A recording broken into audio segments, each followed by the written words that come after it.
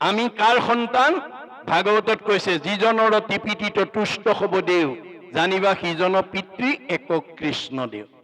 আমাৰ সকলোৰে পিতৃ কৃষ্ণ, আমি তেওঁৰে সন্তান। গতিকে আমি পিতৃৰ প্ৰতি পুৱা গধূলি গাটো ধুই ধূপ এডাল লগাই তেওঁৰ নাম লৈছো নে নাই, তাৰ ওপৰতহে আপুনি ঈশ্বৰক কিমান প্ৰিয় অপ্ৰিয় হ'ব নিৰ্ভৰ কৰিব, আৰু জীৱনত কিমান সুখ শান্তিত থাকিব, কিমান অধোন্নতি হ'ব নিৰ্ভৰ কৰিব। গতিকে আমাৰ গুৰুজনাই দেখুৱাইছে যে আমাৰ সকলোৰে পিতৃ, আমি পুত্ৰ হিচাপে তেওঁক ভজিব লাগিব, তেওঁক পূজা কৰিব লাগিব। কেনেকৈ? সেই কৃষ্ণ পুজিবে দ্ৰব্য লাগে মাত্ৰ নাম। তেওঁক নামেৰে পূজা কৰিব লাগে, নাম কাৰো পৰা ধাৰ কৰিব নালাগে। হিয়াৰ মাজে নামৰ ভাণ্ডাৰ মুখে বাজ হয়। আমাৰ হৃদয়তে হাজাৰ নাম পুঞ্জীভূত কৰি ৰাখিছে, তাৰ পৰা মাত্ৰ আপুনি যিকোনো এটা নাম গাব লাগে, ক'ব লাগে। মাধৱদেৱে কৈছে ৰাম কৃষ্ণ নাম যিটো সদায় ফুৰে গায়, সদায় মংগল তাৰ অমংগল নাই। হাজাৰ নামৰ পৰা এটা নাম যাতে আমাৰ ঘৰখনৰ প্ৰতিজন সদস্যৰ মুখত যাতে ওলায়, তাৰ প্ৰতি আপোনালোক সচেতনসকলে গুৰুত্ব দিব লাগিব।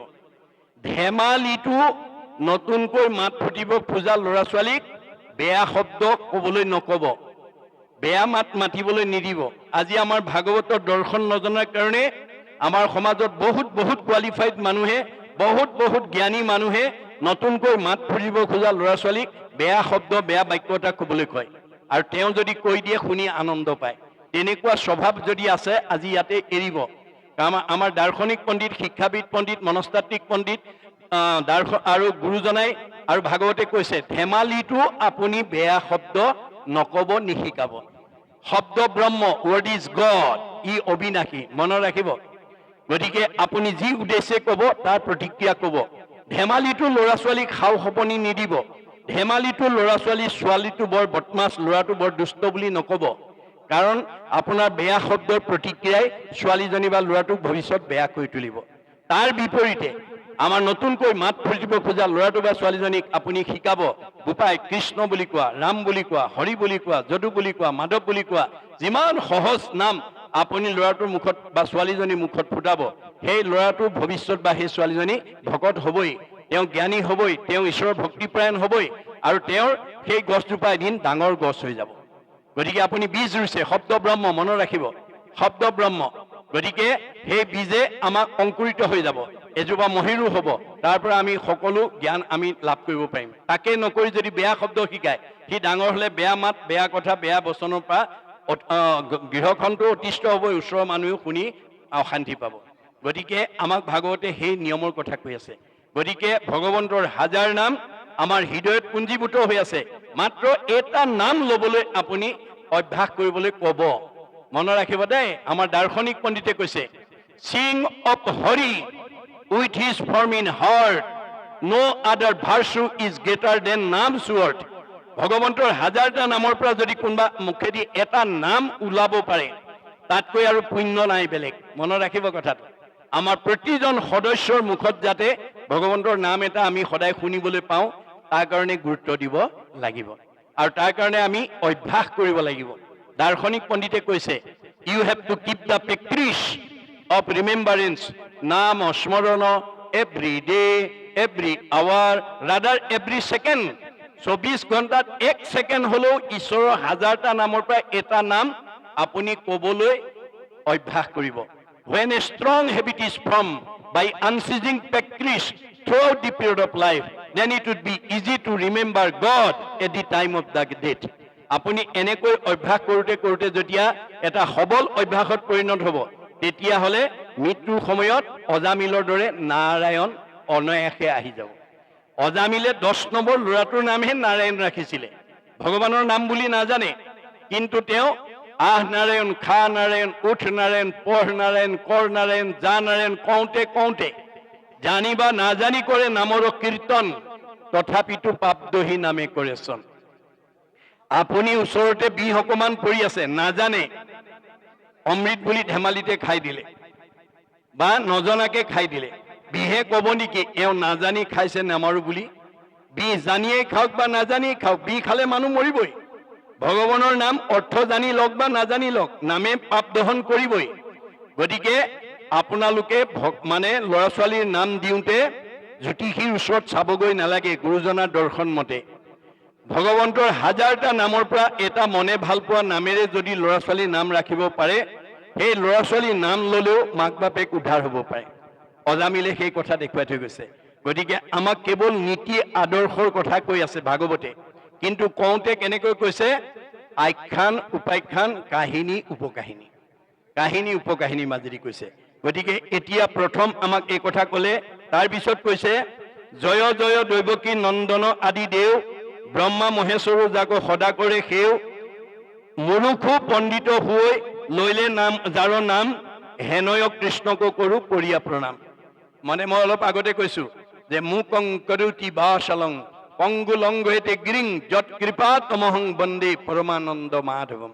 আপুনি ভগৱন্তৰ কৃপা পাবৰ কাৰণে ভগৱন্তৰ যদি নাম লয়, তেওঁৰ কৃপা হলে বুবাই কথা ক'ব পাৰে, ফুৰাই পৰ্বত বগাব পাৰে, আৰু অন্ধই চকুৰে দেখে, বন্ধা নাৰীয়ে পুত্ৰ পোৱাৰ যোগ্যতা লাভ কৰে। এয়া হৈছে ভগৱানৰ কৃপা। গতিকে ভগৱানৰ কৃপা পাবলৈ ভগৱানৰ নাম আমি ল'ব লাগিব। যেতিয়া যিটো নাম লয় হৰি তাৰ হয়। ভগৱন্তক আপুনি বিচাৰিব নালাগে, ভগৱন্তই আপোনাৰ ঘৰ বিচাৰি আহিব। তেওঁৰ নাম যি ল'ব তেওঁ সেইখন ঘৰত থাকিব। ভগৱন্ত থকা ঘৰখনৰ মানুহ আনন্দত থাকিব। এইখন এখন ঘৰ দেই, মনত ৰাখিব। উদ্ধৱক চিনাকি কৰি থৈ গৈছে, মহুৰ সেৱাৰ যোগ্য মনুষ্য শৰীৰ, ইহাকে বুলিয় গৃহ জানা মহাবীৰ।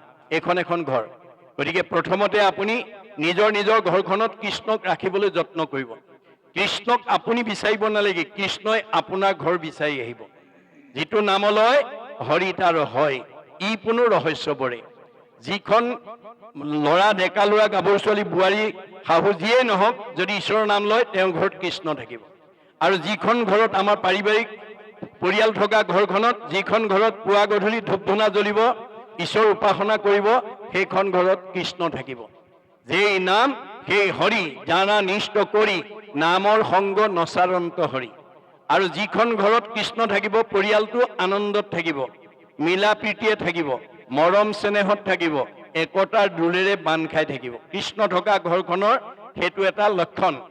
আৰু যিখন ঘৰত আজি তাৰিখলৈকে পুৱা গধূলি ধূপ ধূনা নজ্বলে, ঈশ্বৰ উপাসনা নকৰে, সেইখন ঘৰলৈ কোন আহিব?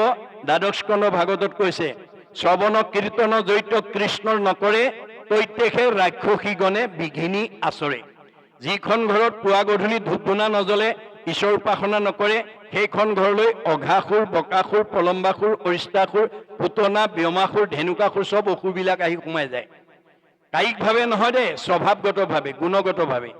আমাৰ সমাজত এনেকুৱা কিছুমান বহুত মানুহ আছে, কথা ক'বই নোৱাৰি, টিঙিচকে খং উঠেই, কথা ক'বই নোৱাৰি, লাঠিডাল উলিয়াই আনেই, কথা ক'বই নোৱাৰি, ঠেপেচ লাগি 3 দিন মানলৈকে চকু পানী উলিয়াই ভাত পানী নাখায়। তেনেকুৱা স্বভাৱ যিখন ঘৰৰ পৰিয়ালৰ আছে, সেইখন অসুৰ থকা পৰিয়াল। সেই অসুৰবিলাকক যেতিয়ালৈকে উলিয়াই দিব নোৱাৰিব, অৰ্থাৎ সেই আসুৰী প্ৰবৃত্তিবিলাকক যেতিয়ালৈকে বাহিৰ কৰি দিব নোৱাৰিব, তেতিয়ালৈকে সেইটো পৰিয়ালত শান্তি প্ৰতিষ্ঠা নহ'ব। আমি কেনেকৈ উলিয়াম? আমাৰ গুৰুজনাৰ দিনত এজন আতা পুৰুষে ফকৰাৰ দ্বাৰা কৈছে, কুকুৰে কৰিলে বিয়া বাঘৰ জীয়াৰী, দেখিয়া ভালুক গৈলে ঘৰ বাৰী এৰি। কুকুৰে যদি বাঘৰ জীয়াৰী বিয়া কৰিব পাৰে, সেইখন ঘৰত ভালুকৰ পৰিয়াল থাকিব নোৱাৰে। এইটো পোনপটীয়া অৰ্থ। আধ্যাত্মিক অৰ্থটো হৈছে কুকুৰ মানে জীৱ, ডেকা ল'ৰাই হওক, গাভৰু ছোৱালী হওক, বোৱাৰীয়ে হওক, জীয়াৰীয়ে হওক, যিটো জীৱই। বাঘৰ জীয়াৰী মানে নাম, বিয়া মানে সম্পৰ্ক, নামৰ লগত যি সম্পৰ্ক পাতিব, তাৰ ঘৰত ভালুকৰ পৰিয়াল কাম, ক্ৰোধ, লোভ, মোহ, মদ, মাৎসৰ্য, ঈৰ্ষা, হিংসা, কুৎসুত, কপট এইবিলাক থাকিব নোৱাৰে। কিয়? কৰ্ণপথে ভকতৰ হিয়াত প্ৰৱেশী হৰি, দুৰ্বাসনা হৰে সমস্ত। আপুনি কৃষ্ণ কথা কোৱা আৰু শুনাৰ লগে লগে ভিতৰৰ বেয়া ভাৱবিলাক ওলাই যাবলৈ বাধ্য হয়। আপুনি খালী বটল এটাত পানী ভৰাই দিয়াৰ লগে লগে ভিতৰৰ বায়ু ওলাই যাবলৈ বাধ্য হয়। এইটো যেনেকৈ বিজ্ঞানসন্মত সত্য, আপুনি যিমান কৃষ্ণ কথা ক'ব আৰু শুনিব, সিমানেই আপোনাৰ মনৰ পৰা বেয়া ভাৱবিলাক ওলাই যাবলৈ বাধ্য হ'ব। মাধৱ পুৰুষে কৈছে, কৰ্ণপথে ভকতৰ হিয়াত প্ৰৱেশী হৰি, দুৰ্বাসনা হৰে সমস্তই, জলৰ যতে কমল যেহেন শৰতকালে, স্বভাৱতে নিৰ্মল হয়। শৰৎকালৰ পানীৰ নিচিনা আমাৰ হৃদয়খন পবিত্ৰ হৈ যাব দেই। এই হৃদয়ত কোন থাকে? কৃষ্ণ থাকে। কৃষ্ণ থকা হৃদয়খনৰ নাম বৃন্দাবন। বৃন্দ মানে আনন্দ, অবন মানে ৰক্ষণ স্থান। য'ত আনন্দ থাকে সেইখনেই বৃন্দাবন, অৰ্থাৎ হৃদয়খন আমাৰ বৃন্দাবন। আমাৰ প্ৰত্যেকৰে হৃদয়তে ভগৱন্ত আছে। গতিকে ভগৱন্ত থকা হৃদয়খন আপোনালোকে কেনেকৈ ৰাখিব লাগিব? সত্যম শিৱম সুন্দৰম, সুন্দৰকৈ ৰাখিব লাগিব। এইখন হৃদয়ত যাতে আসুৰিকভাৱে অৱস্থান কৰিব নোৱাৰে তাৰ কাৰণে সাৱধান হ'ব। আসুৰিক ভাৱ কোনবিলাক? মই অলপতে কৈছো, কাম, ক্ৰোধ, লোভ, মোহ, মদ, মাৎসৰ্য, ঈৰ্ষা, হিংসা, কুৰুচুত, কপট, ঠগ, প্ৰবঞ্চনা, পৰ নিন্দা, পৰ চৰ্চা, অভিমান, অহংকাৰ, পৰ অন্যায়, জেদ ভাৱ। এই আসুৰিক ভাৱবিলাক যাৰ হৃদয়ত থাকিব, সি ডেকা ল'ৰাই হওক বা গাভৰু ছোৱালীয়ে হওক, শাহুৱে হওক বা শহুৰে হওক, পিতৃয়ে হওক বা মাতৃয়ে হওক, বোৱাৰীয়ে হওক বা জীয়াৰীয়ে হওক, সেইখন লেতেৰা হৃদয়। লেতেৰা হৃদয়ত কৃষ্ণ চৈতন্য হৈ নাথাকে। কৃষ্ণ চৈতন্য হৈ নথকা হৃদয়খনৰ মানুহে ফুলা হাঁহি মাৰিব নোৱাৰে। ফুলা হাঁহি মাৰিব নোৱাৰে মানুহৰ মানে শৰীৰ সুস্থ নহয়, মন সুস্থ নহয়, আৰু আয়ুস নাবাঢ়ে, কমনীয়তা নাবাঢ়ে। বাইবেলত চলোমনে কৈছে, merry heart doeth good like a medicine, a broken heart dried the bone. যাৰ হৃদয়ত আনন্দ থাকিব মেডিচিনৰ দৰে কাম কৰিব, চেহেৰা ধুনীয়া কৰিব, কমনীয়তা বঢ়াব, আয়ুস বঢ়াই দিব। আৰু যাৰ হৃদয়ত দুখ বেদনাই ভৰি থাকিব সি আৰু ঘিউ মৌ খাওক, হাড়লৈকে শুকাই যাব। আহাৰে চেহেৰা ভাল কৰিব নোৱাৰে যদি মনটো আনন্দত ৰাখিব নোৱাৰে। তেতিয়া মাকে পুতেকক সুধিলে, কপিলক, বোপাই মনটো আনন্দত ৰাখিবলৈ মই কি কৰিব লাগিব? মা, মূৰ সুনিৰ্মল কথা কহন্ত শুনন্ত। ৰাতিপুৱা শুই উঠাৰ পৰা গধূলা খোৱালৈকে তুমি কোনোবা ভকত বৈষ্ণৱ আলহী অতিথি বন্ধু বান্ধৱ পালে যদি জানা মোৰ কথা কবা, আৰু যদি নাজানা কাণ পাতি শুনিবা। শ্ৰোতা নহলে মা তুমি কোনোদিন বক্তা হব নোৱাৰিবা। আনৰ ভাল কথা শুনাৰ যাৰ ধৈৰ্য নাই সি আনক ভাল কথা কোৱাৰ যোগ্যতা অৰ্জন কৰিব নোৱাৰে। মুঠ বিনে চিত্ত আন দেৱত নেদন্ত। মা মুঠ বিনে আন দেৱতাত মনোযোগ নিদিবা, কাৰণ ব্ৰহ্মা আদি কৰি জীৱ যত ৰাম ৰাম ৰাম ৰাম ৰাম মায়া সজ্জা মাজে আশ্ৰয় ঘুমতি যায়। আপুনি মইনো কোন? সৃষ্টিকৰ্তা ব্ৰহ্মা, সংহাৰকৰ্তা শিৱ, পালনকৰ্তা বিষ্ণুকে প্ৰমুখ্য কৰি ৩৩ কোটি দেৱতা ভগৱানৰ মায়াত বন্দী হৈ আছে। তেওঁলোক নিজেই আন্ধাৰত আছে। আন্ধাৰত থকা দেৱতাৰ আশ্ৰয় ললে কোনোবাই পোহৰ পাব নেকি? আন্ধাৰত বহি থকা মানুহ এজনৰ কাষত কোনোবা বহিলে পোহৰ পাব নেকি? নাপায়। ক'ত বহিব লাগিব? যে মাং প্ৰপদন্তে মায়া মেতম তৰন্তিতে। ভগৱানে কৈছে অৰ্জুনক, মই পোহৰ, মোৰ কাষত যেতিয়ালৈকে তুমি আশ্ৰয় নলবা, অৰ্থাৎ শৰণ নলবা, তেতিয়ালৈকে তোমাৰ মোৰ সৃষ্টৰ দুখ বেদনাৰ পৰা তুমি মুক্ত হ'ব নোৱাৰিবা। আৰু যেতিয়া মোৰ আশ্ৰয় লবা, পৰম আনন্দ আখি মনত মিলয়, তেবে তাকো আৰু তিনি তাপে নচুৱায়। তেতিয়া আৰু আমাক কোনো দুখ কষ্ট স্পৰ্শ কৰিব নোৱাৰে। নিয়ম কৈ আছে দেই, মনত ৰাখিব। তাৰপিছত কৈছে যে জয় জয় ঈশ্বৰ কেশৱ সদা শিৱ, যাৰ মায়া পাশে বদ্ধ জগতৰ জীৱ। আমি সকলো জীৱ ভগৱানৰ মায়াত বন্দী হৈ আছো। তোমাৰো মায়ে মোহিত সৰ্বক্ষণ। আমি সকলো তেওঁৰ মায়াত বন্দী হৈ আছো। তুমি আত্মা তোমাকো নাজানে একোজন। তেওঁ যে সকলোৰে হৃদয়তে যে আত্মাৰূপে আছে, আজি আমি সেই কথাটো নাজানো। নজনাৰ কাৰণে বহুত শাহুৱেকে বোৱাৰীয়েকক মনত দুখ পোৱাকে কথা কয়। বহুত বোৱাৰীয়ে শাহুৱেকক দুখ পোৱাকে কথা কয়। কিয়? তেওঁলোকে আত্মাৰ ধৰ্ম নাজানে, আত্মা কি বস্তু নাজানে। চবৰে হৃদয়তে যে আত্মা সোমাই আছে, এই কথাটো আমাৰ বহুত মানুহে নজনাৰ কাৰণে ইজনে সিজনক অন্তৰত দুখ দিয়াকৈ কথা ক'ব পাৰে। ভগৱন্তই কৈছে, কাক দুখ দিছা, কাক আঘাত দিছা? চবতে দেখোন ময়ে আছো। যত দেখা ভূত প্ৰাণী সবাহাকে বিষ্ণু মানি, হিংসা এৰি কৰা উপকাৰ। মই চবতে আত্মাৰূপে আছো। পাৰিলে উপকাৰ কৰিবা, পুণ্য হ'ব। কাকো হিংসা নকৰিবা, পাপ হ'ব। গতিকে আজি আমি এই কথাটো বুজি নোপোৱাৰ কাৰণে যে সমস্ততে যে ভগৱন্ত আছে, তুমি পশু পক্ষী সুৰা সুৰ তৰু তৃণ, অজ্ঞানতে মূঢ়জনে দেখে ভিন্ন ভিন্ন। আজি অজ্ঞানতাৰ কাৰণে মই এওঁক বেলেগ বুলি ভাবিছো, কিন্তু চবতে তেওঁই আছে। ভগৱানে কৈছে, মোকে দুখ দিবা, মোকে আঘাত দিবা, মোকে অন্যায় কৰিবা, মোকে ঠগিবা, মোৰে সীমা ঠেলিবা, আকৌ মই তোমাক ভালে ৰাখিব লাগে। নহ'ব। তুমি ভাগৱত শুনি এই বেয়া স্বভাৱবিলাক এৰিবা। ভাগৱত শুনিবলৈ কিয় আহিব লাগে? বেয়া এৰি ভাল ল'বৰ কাৰণে। বেয়া এৰি ভাল লোৱাটোৱেই বৈজ্ঞানিক দৃষ্টিভংগী। কোনো শাহুৱেকে নাভাবিব বোৱাৰীক মই আঘাত দি মই শান্তি পাম। ভগৱানে কৈছে মোকেই দুখ দিছা, গতিকে তুমি দুগুণ দুখ পাবৰ কাৰণে সাজু হৈ থাকা। কোনো বোৱাৰীয়ে নাভাবিব শাহুৱেকক বেয়াকে কৈ পেলাই মই আনন্দ পাম বুলি। নজনাৰ কাৰণে বহুত বোৱাৰীয়ে শাহুৱেকক বেয়াকে কৈ লগৰজনীক কয় মই আজি শাহুক একদম ঠিকছে দি দিছোঁ দেই, হাড়লৈকে ভেজাই দিছোঁ। ভগৱানে কৈছে কাক ভেজাই থৈ গৈছা? তুমি দুগুণ দুখ পাবৰ কাৰণে সাজু হৈ থাকা। বহুত শাহুৱেকে কয় লগৰ মানুহজনীক মই আজি বোৱাৰীক একদম ঠিককে দি দিছোঁ, হাড়লৈকে ভেজাই দিছোঁ। ভগৱানে কৈছে কাক দিছা?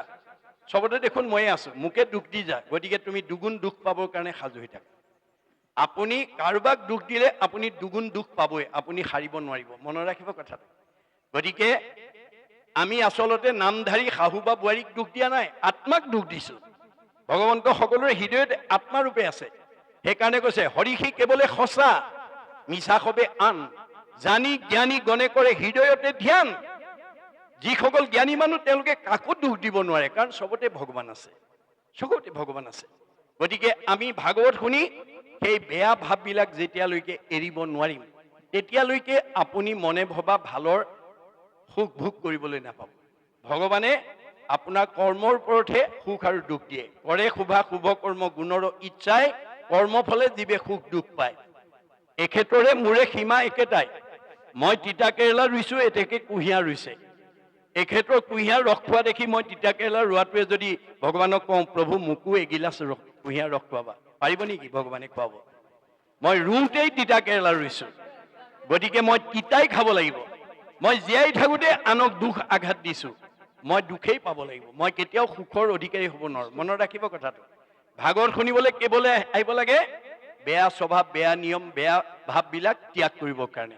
মনত ৰাখিব, আমাৰ ডক্টৰ সৰ্বপল্লী ৰাধাকৃষ্ণনে এটা মন্তব্য কৰি থৈ গৈছে, কি বুলি?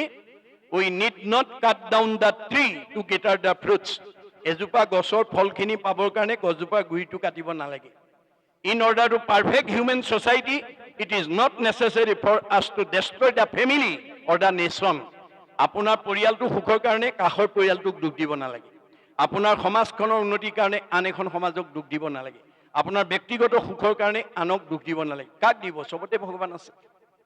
এই কথা আমি জানি আমি যাতে বেয়াবিলাক এৰিব পাৰোঁ দেই।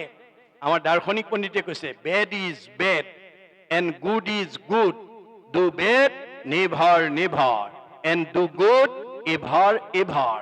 বেয়াটো সদায় বেয়া, তাক ত্যাগ কৰিবা। ভালটো সদায় ভাল, তাক আঁকোৱালি ল'বা। কপিলে মাকক কৈছে জীৱৰ দুৰ্ভেদ্য পাশ সংগক কহয়, কিন্তু দুৰ্জনৰ সং তেজিবে লাগৈ। মা তুমি যদি জীৱনত ভাল মানুহ হ'ব খুজিছা, বেয়া মানুহৰ সংগ ত্যাগ কৰিবা। সেই সংগ নিতে যদি কৰে সাধুত, মুখ্যৰ দুৱাৰ তেবে হুৱে মুকুট। আমি আজিৰ দৰে সাধুৰ সংগত যদি বেছি সময় নহয় দেই, 1 ক্ষণ 4 মিনিট। আমাৰ বেদৰ মতে, ভগৱানৰ মতে কৈছে তোমাক মই 24 ঘণ্টা দিছোঁ, মোৰ কাৰণে 4 মিনিট দিবলৈ নাপাহৰিবা। আজি আমাৰ ভগৱানৰ মুখৰ এই বেদবাণীৰ কথা নজনাৰ কাৰণে আমাৰ সমাজত বেছি সংখ্যক মানুহে 4 মিনিট সময়ো ঈশ্বৰৰ কথা শুনিবলৈ, ক'বলৈ, মানে গাবলৈ সময় নাই। আমাৰ যদি 4 মিনিট সময় যদি কাৰোবাৰ ঈশ্বৰৰ কথা ক'বলৈ সময় আৰু আজৰি নাই, তাৰ ৰথখন ভালকে নচলিব দেই। অৰ্জুনক কোৱাৰ চলে কৈছে হেৰা অৰ্জুন, সাৰথি ৰকহো ভেদ, লোৱাত আৰু পৰিছেদ, আনে নজানয় মহামতী, যিগোটা যে মহাৰথী ৰথেশ্বৰী কৰা গতি, ৰথপনো চলাৱে সাৰথী। হে অৰ্জুন, তুমি যিখন ৰথত উঠি মহাৰথী হিচাপে যুদ্ধত অৱতীৰ্ণ হৈছা, কৰ্মত অগ্ৰগতি হৈছা, গতিকে সেই ৰথখন কিন্তু মই পৰিচালনা কৰি আছোঁ। সকলো সময়তে মনত ৰাখিবা। এতিয়া অৰ্জুনৰ ৰথখন যদি কৃষ্ণই পৰিচালনা কৰিছে, আমাৰ ৰথখন কোনে পৰিচালনা কৰিছে? আমাৰ ৰথখনৰ নাম কি? গীতাত কৈছে দেহ ৰথ, ঘোঁৰা মন, ইন্দ্ৰী প্ৰাণ সেনাগণ। আমাৰ দেহটোক ৰথৰ লগত তুলনা কৰিছে, মনটোক ঘোঁৰাৰ লগত তুলনা কৰিছে, আৰু 10 ইন্দ্ৰিয়ক সেনাৰ লগত তুলনা কৰিছে। বিষয় অৰণ্য ভৈলতা। আজি আমাৰ সমাজত বহুত মানুহে বিষয়ৰ প্ৰতি ইমান ধাৱমান হৈছে, লগত নিব নোৱাৰা ধন টকা পইচা গাড়ী মটৰ মান সন্মানৰ কাৰণে ইমান আগ্ৰহী হৈছে যে যিজন থকাৰ কাৰণে আমি চকুৰে দেখিছো, কাণেৰে শুনিছো, মুখেৰে খাইছো, হাতেৰে কৰিছো, অৰ্থাৎ আমি জীয়া মানুহ হৈ আছো। যিজন আমাৰ হৃদয়ত থকাৰ কাৰণে, আত্মা পৰমাত্মা ৰূপে থকাৰ কাৰণে আমি জীয়া মানুহ হৈ আছো। আজি আমাৰ সমাজত বহুতৰ সেইজনৰ কথা শুনিবলৈ, ভাবিবলৈ, কৰিবলৈ আজৰি নাই। তেতিয়াহ'লে আমাৰ ৰথখন ভালকে নচলিব, ঘূনে ধৰিব। কেনেকৈ? অৰ্শ, গুল্ম, পিত্ৰ, কেঁচুমুৰীয়া, মূৰৰ বিষ, পেটৰ বিষ, দাঁতৰ বিষ, কঁকাল বিষ, ভৰি বিষ, কাৰ কি আছে আৰু। আপোনালোকৰ শৰীৰত যদি কাৰোবাৰ বেমাৰে অৱস্থান কৰিছে, তাৰ কাৰণে মনক দায়ী কৰি থৈছে ভাগৱতে। মনে পাপ কৰে যায় লাভয় জীৱত। আজি আমি মনটো সদাচাৰ কৰিব নোৱাৰাৰ কাৰণে দুৰাচাৰ মনৰ কবলত পৰি আজি বহুত উঠি অহা প্ৰজন্ম সমাজৰ বহু লোকে নাখাবলগীয়া খাইছে, নকৰিবলগীয়া কাম কৰিছে, নাযাবলগীয়ালৈ গৈছে, যাৰ কাৰণে শৰীৰে অসুস্থতা ভুগিছে। বেয়া কাম পাপটো মনে কৰিব, ফলটো দেহে ভোগ কৰিব। কিমান? 84 নৰক। নৰক মানে দুখ কষ্ট, মনত ৰাখিব। দুখ কষ্ট ভুগিব। কিমান? 84 নৰক। আমাৰ দাৰ্শনিক পণ্ডিতে তাৰ সমীক্ষা দিছে। ক'ত ভুগিব? দেহত ভুগিব। কেতিয়া? জীয়াই থাকোঁতেই। জীয়াই থাকোঁতেই ভুগিব। গতিকে এই 84 নগৰ মানে স্থানটোৰ এটা সমীক্ষা দিছে। আপোনালোকে ঘৰত গৈ প্ৰমাণ কৰি চাব। আমাৰ নিজৰ নিজৰ হাতেৰে নিজৰ নিজৰ শৰীৰটো জুখিলে 3.5 হাত হয়। নিজৰ হাতেৰে নিজৰ শৰীৰটো 3.5 হাত হয়। এহাতত 24 আঙুলকৈ থাকে, 3 হাতত 72 আঙুল, এবেগেটত 12 আঙুল, 72 12 84 আঙুল। এই 84 আঙুল দেহতে নখচন্দৰ পৰা কেশলৈকে, নখ চুকুৰা হৈ নখ মৰাৰ পৰা ধৰি চুলি সৰা, উপনি উফি হোৱালৈকে, আৰু বাকী দেহটোত বাকীখিনি ৰোগ ব্যাধিয়ে আমাক আক্ৰান্ত কৰিব। গতিকে গণ্ডগোলটো ক'ত লাগিলে? যে আমি সদাচাৰী নহয়, আমি সদাচাৰী নহয়। গতিকে সদাচাৰবিহীন কোনেও যিমান ধনৱন্ত, বিদ্যাৱন্ত, শ্ৰীমন্ত নহওক, আপোনাৰ সদাচাৰ নোহোৱালৈকে তেওঁ শৰীৰটো সুস্থ কৰি ৰাখিব নোৱাৰে। ধন, টকা পইচা, গাড়ী মটৰে আপোনাৰ শৰীৰটো ৰোগমুক্ত কৰি ৰাখিব নোৱাৰে। সেইকাৰণে গুৰুজনে কৈছে, আন যত সবে মিছা ভক্তিৰ অভাৱে। আপুনি ধন, ধান, ঐশ্বৰ্য, সম্পত্তি থাকোঁতেও যদি ঈশ্বৰৰ ভক্তি কৰে, অৰ্থাৎ ঈশ্বৰৰ নাম লয়, তেতিয়াহ'লে সেইজনক ভগৱন্তই সকলো বিপদৰ পৰা ৰক্ষা কৰে। আমাৰ ভাগৱতত কৈছে, অসম্পদ কালত